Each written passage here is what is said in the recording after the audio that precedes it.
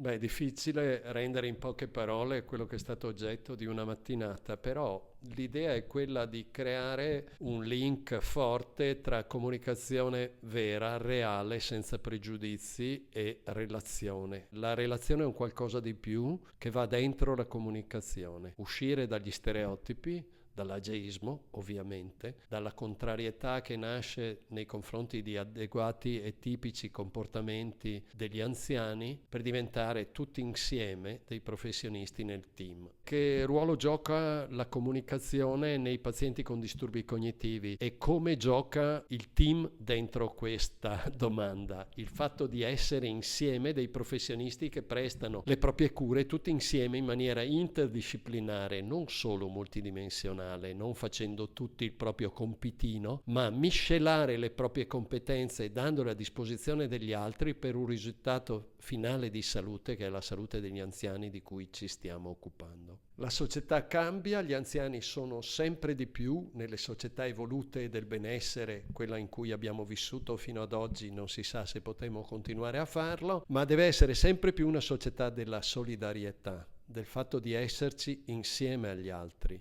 I vecchi sono una ricchezza e sono un lusso perché richiedono cure, attenzioni. Dobbiamo sempre più uscire dal modello della solitudine e dell'abbandono, ma occuparci di loro e riuscire a comunicare in maniera efficace come team, come gruppo, per i risultati di salute sempre più in linea con le nostre aspettative. Sbagliando, ma anche riuscendo a leggere nei nostri comportamenti dove ci sono stati gli errori e dare delle performance e delle cure sempre migliori ai nostri anziani. I team devono imparare a lavorare insieme, non basta dire di far parte di un gruppo per essere essenziale e fondamentale per il risultato che questo gruppo deve produrre in termini di salute. Quindi pari dignità, alte competenze da parte di tutti, disponibilità di mettersi in gioco, la cultura dell'errore che c'è sempre dietro l'angolo e che bisogna avere la forza, la capacità e l'umiltà per analizzare e per da quell'esperienza negativa poter trarre dei risultati positivi anche in termini di salute. Cosa devono trattenere i partecipanti al corso di oggi? Devono trattenere parecchie informazioni che gli abbiamo dato, ma soprattutto devono essere coscienti e consapevoli del fatto che fare parte di un gruppo vuol dire essere interdipendente dagli altri per quanto attiene alcune competenze e esiti di processo, ma anche essere consapevoli del fatto che solo insieme si possono costruire dei risultati di salute.